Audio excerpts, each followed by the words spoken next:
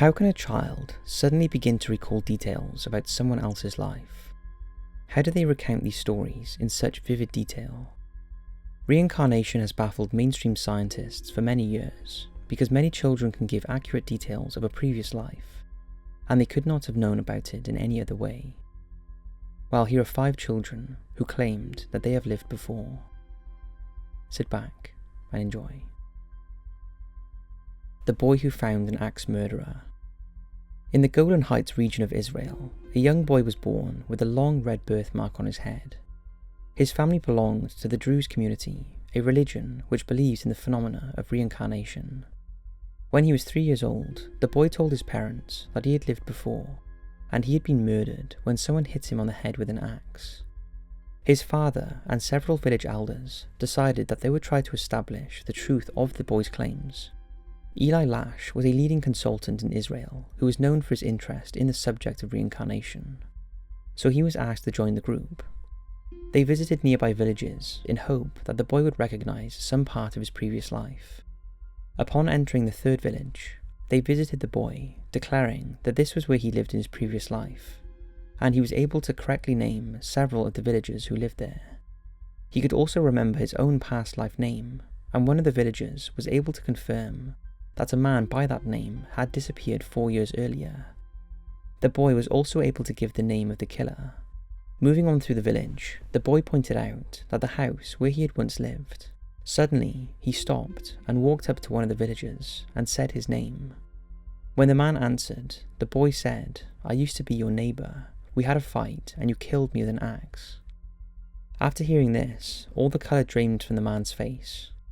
The boy then stated that he knew where his body was buried and led the group and the accused man into nearby fields.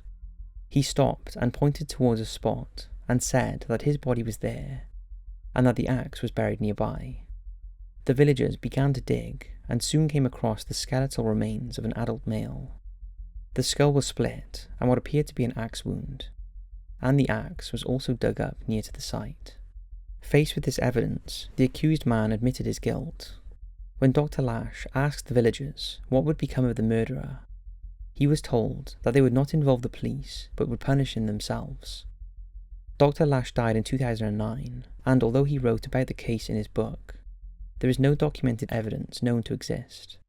None of the people involved are named, and it's unknown as to what happened to the murderer. The boy who knew too much. When he was 2 years old, Christian Haupt told his mother Kathy that he used to be a tall basketball player, and that he had died because his body stopped working, and he then became a Christian. After the revelation, Christian's mother began to believe that her son was the reincarnation of the Major League Baseball player Lou Gehrig.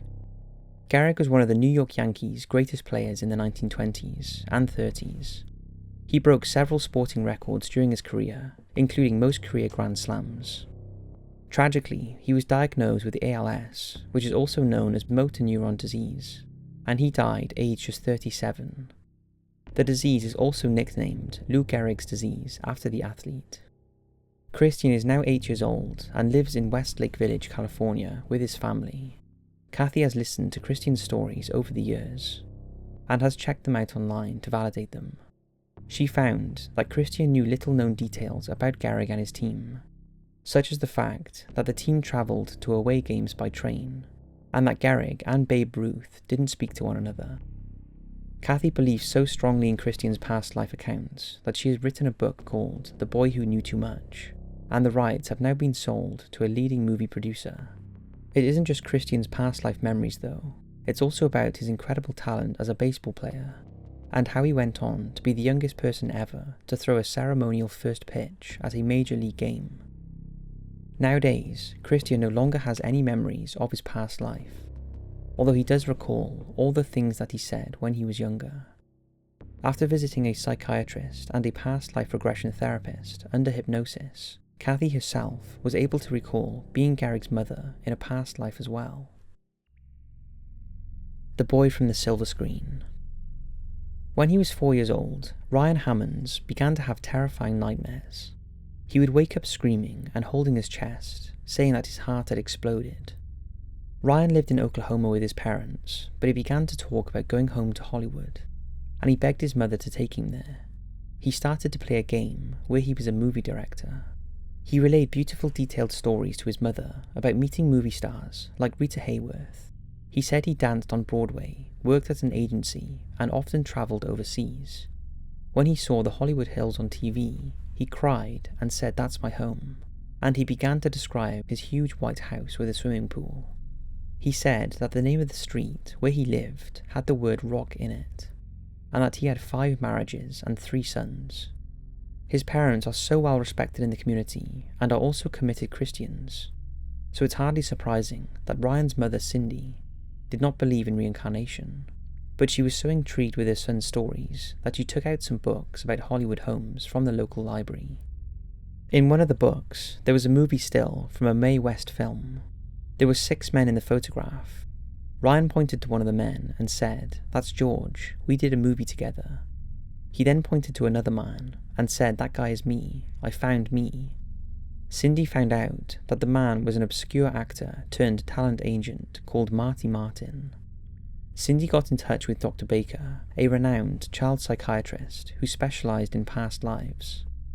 Tucker interviewed Ryan and was able to confirm that Marty Martin had become a very successful Hollywood agent who had died in 1964. Tucker was able to contact Marty Martin's daughter, and together they corroborated over 50 details of his life that had been given by Ryan. Martin had even lived at 825 North Roxbury Drive, confirming that his address had the word rock in the name. Ryan is now 11 years old, and his recollections of a past life are starting to fade.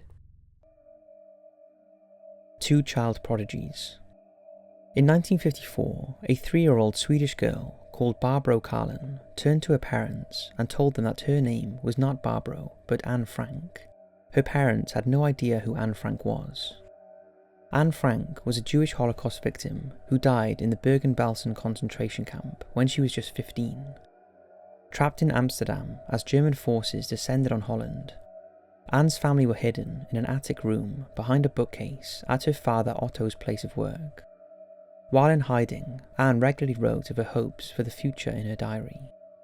The Frank family were eventually found by the Gestapo and arrested before being shipped to the camps. After World War II ended in 1945, Anne's father Otto was able to retrieve his daughter's diary, and it was published in 1947.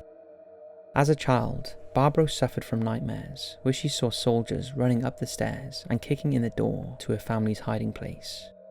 She told her mother that her real parents would be coming soon to take her home. Her parents were so worried about her that they sent her to a child psychiatrist, but by this point, Barbro had stopped talking about her past life memories because she knew that it was upsetting her family. But when she was in school one day and the teacher started talking about Anne Frank, she became confused and upset and realised that Anne was famous. At the age of 10, Barbro's parents took her on a tour of European cities. One of these cities was Amsterdam, where they decided to visit Anne Frank's house, which is now a museum. Barbro's father phoned for a taxi to take them there, but Barbro insisted they could walk there because it wasn't far. She then led her parents through a maze of winding streets straight to the house.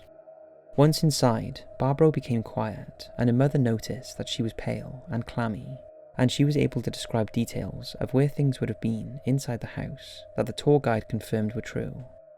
Like Anne, Barbro was a young writing prodigy and had a book of poems published at the age of 12. By the age of 16, she had published 11 books. In 1995, Barbro met Anne Frank's cousin Buddy. He and Anne had played together when they were children. The two recognized one another immediately and fell into one another's arms crying. They spoke for hours, and the pair are still good friends to this day. A World War II hero. In 1945, 21-year-old fighter pilot James Hudson Jr. was shot down and killed by the Japanese during the Battle of Iwo Jima in World War II, sadly just another casualty of war. Many years later, James Lininger was born in America. As he grew up, he started having nightmares, and at the age of 2, he would be thrashing around in bed, screaming "plane on fire, little man can't get out, aeroplane crash," clawing at the covers as if trying to escape. He would also call out names in his sleep, and at the age of just 3, had an extraordinary knowledge of fighter aircraft. When asked by his parents who was in his nightmares, the child replied, "Me." He said he had flown a Corsair plane that had taken off from an aircraft carrier named Natoma. He said his nickname was Little Man, and he had a friend called Jack Larson. His father later found out that the USS Natoma Bay had been at the Battle of Iwo Jima, and a pilot named Lieutenant James Hudson Jr. had been shot down there when he was only 21. Tragically, Lieutenant Hudson was due to go home after completing his 50th mission. One of his fellow pilots was named Jack Larson. In another astonishing outburst, the young boy said to his father, "I knew you would be a good daddy, that's why I picked you." When asked where he picked him from, James replied Hawaii, at the Pink Hotel on the beach. Eerily, this was where James was conceived. This extraordinary story has been told in the book called Soul Survivor, the Reincarnation of World War II Fighter Pilot. So that's 5 children who claim to have lived before. Are they really people that have returned after their deaths to inhabit a new body? Or is there another, more scientific explanation? I'd love to hear your thoughts. Thanks for watching, and as always, I'll see you in the next video.